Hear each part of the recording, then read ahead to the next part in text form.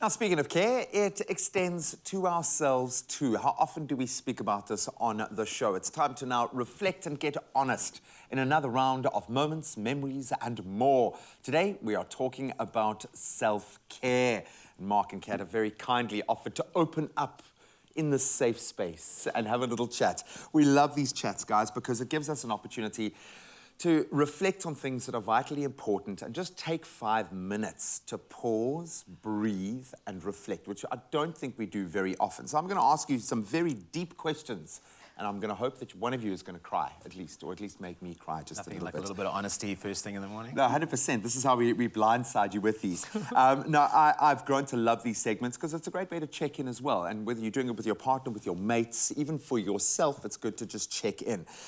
But I want to ask, because I think in our industry, the entertainment industry, and especially on your side of that pool, you just work and you push and you work, because if you're not gigging, you're not making money. If you're not recording, you're not putting something out there. You're not remaining relevant. We used the R word a little bit earlier. But there is very little time in between, or is there? So Mark, maybe I can put it to you. What does self-care look like? What is me time for you?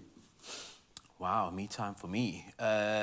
Probably just turning my phone off. That's the scariest part, is because when you turn your phone off, no one's contacting you. You're not able to take the calls for shows.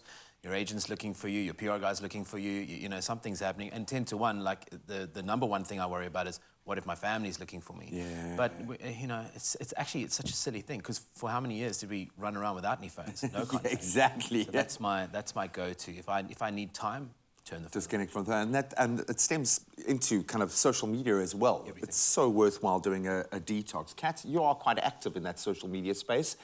Can you stay kind of connected when you want time for yourself? How do you get into that bubble to just refill the cup? For me, I wouldn't be who I am without meditation. I love that. At least 5 minutes a day, some meditation, just to get into my space, know what I want, my intentions are, and then go for it. And then unleash the creativity. And I think when you need to be creative, you do have to, I mean, a bit of turmoil is great as an artist, gives you something to write about, but you still got to kind of live in between all of that emotion. When do you know, Mark, that the emotion maybe is too much? When do those telltale signs creep in that you've got to actually, okay, draw a line in the sand and just say, okay, I'm done? I've only recently started to move into some sort of self-discovery when it comes to this sort of thing. Really? And yeah, it turned out to be things like, everyone handles stress in a different way. I think some people tend to crumble and some people tend to get vicious in a sense. Yeah. Well, that's both fight or flight. Yeah, the fight or flight. I think from my side, my wife and I, we noticed that that I was moving even faster than I should be moving.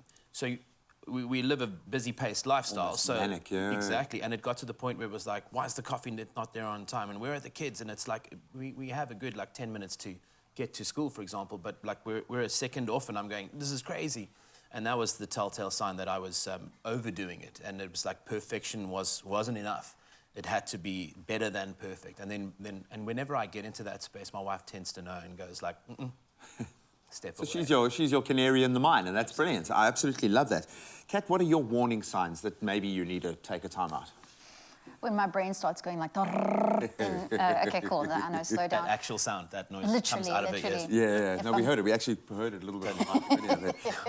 If I'm tripping over wires and stuff, I'm like, nah, this is the sign, the universe saying, take a chill. Just slow down.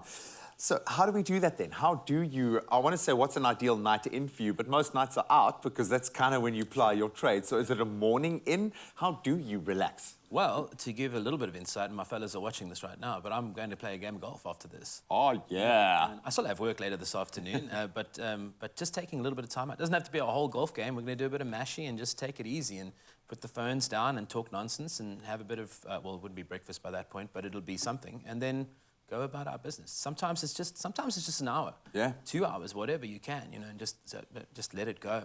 Are you any good at golf? I don't think I am, no. See, but that's a two-edged sword, because you can go play the worst round of your life and then be twice as frustrated with yourself. But I love golf because golf is also about connections, and it gives you time with your mates or whoever you're playing with just to check in and connect. What's your ideal happy place? Do you enjoy being social, seeing as you've got to be so extroverted in your career? Do you withdraw into your tiny little bubble? What's a great night in for you, Kate? I would also say a morning in bed with my dog, and a rusk and a cup of tea. That's perfect. How about 6 rusks? Mark's going to give you his, man, because he's just so sweet like that.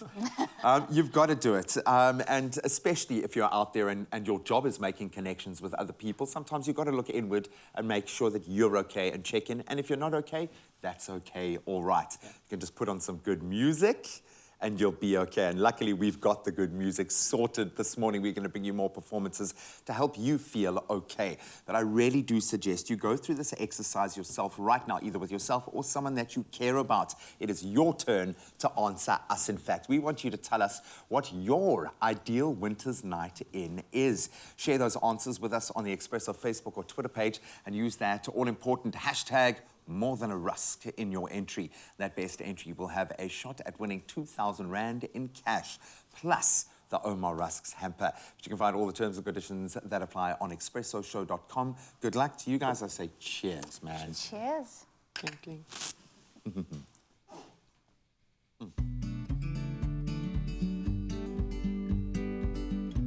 There's more in every dip with OUMA.